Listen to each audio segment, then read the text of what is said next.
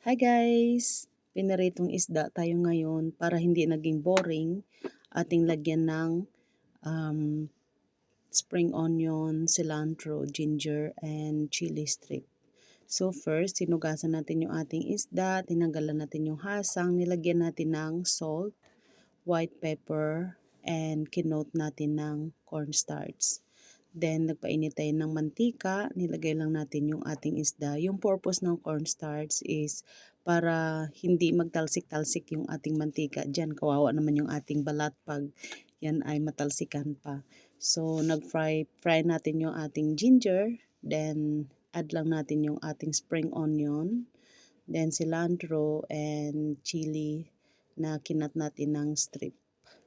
Yan, tapos balik na lang natin yung ating isda. Lagyan natin ng soy sauce, pampalasa. Dahil wala nga akong soy sauce dyan na para sa pang-steam ng isda. Mayroon kasing designated na soy sauce nun.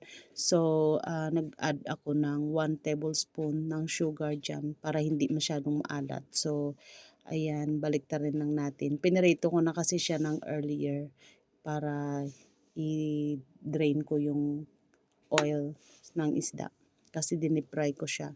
So, ayan. Okay, serve na natin yan kaagad habang mainit pa. Mas masarap yan kasi medyo spicy siya. Thanks for watching!